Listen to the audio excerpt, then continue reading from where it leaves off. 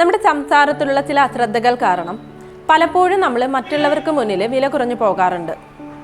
ഉദാഹരണത്തിന്, ചില ജോലികൾ ചെയ്ത് തീർത്തതിന് ശേഷം മിക്ക ആൾക്കാരും പറയുന്ന ഒരു കാര്യമാണ്, എനിക്ക് ഈ ഒരു ജോലി മുന്നേ ചെയ്ത് ശീലമൊന്നുമില്ല, അതുകൊണ്ട് എന്തെങ്കിലും തെറ്റുണ്ടെങ്കിൽ ക്ഷമിക്കണം.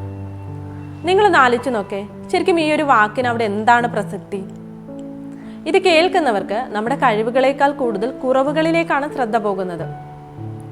നമുക്കറിയത്തില്ലെങ്കിൽ കൂടി നമ്മൾ ആ ഒരു ജോലി ചെയ്ത് തീർത്തിട്ടുണ്ട്. അപ്പോൾ പിന്നെ നമുക്കവിടെ കുറച്ചും കൂടി നന്നായിട്ട് സംസാരിക്കാം.